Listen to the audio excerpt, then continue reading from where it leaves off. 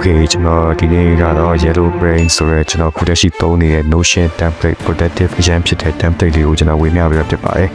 ဒီ template တွေကကျွန်တော်တို့ကအများကြီးပါတယ်ပေါ့နော်ကျွန်တော် personal business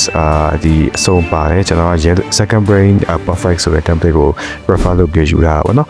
ဟိုပြန်ပြီး moment ထားပြီးကျွန်တော်တို့ inspiration business အဲ့ဒီမှာလည်းတစ်ခုချင်းစီကိုကျွန်တော် action ကအစအကုန်တစ်ခုချင်းစီပါတယ်ပေါ့နော်ဆိုတော့ပြီးတော့နောက်တစ်ခုကကျွန်တော် resources ပါလဲကျွန်တော်တို့ project by project ပြီးတော့ဒီ resource ကကျွန်တော်တို့ due date တွေအကုန်လုံးကျွန်တော်တို့ကိုအနေနဲ့မှတ်ထားလို့ရတယ်ကိုလုပ်ငန်းအတွက်ပါ resource တွေပါရတယ်ဆိုတော့ကျွန်တော်တည်တံ့နေထပ်မှတ်တာပေါ့နော်ဆိုတော့နောက်တစ်ခုကကျွန်တော်တို့ notes တွေပေါ့ notes တွေကကျွန်တော်တို့ခေါင်းထဲမှာပေါ်လာတဲ့အောင်ချက်ချင်းကျွန်တော်တို့ချမှတ်ထားမယ်ဆိုရင်notes တွေကိုသုံးလို့ရတယ်ဆိုတော့ဒီမှာနောက်တစ်ခုကကျွန်တော် productivity knowledge အောက်မှာထပ်ပြီးတော့အများကြီးခွဲထားပြီးတယ်ပေါ့နော်မပြီးရင်ကျွန်တော် second perfect brain original high အဲ့ဒီလည်းကျွန်တော်ထည့်ရပြီးပြီးတော့ကျွန်တော်တို့para panel ကကြတော့ကျွန်တော်တို့ project area resources archive ပေါ့ဒီ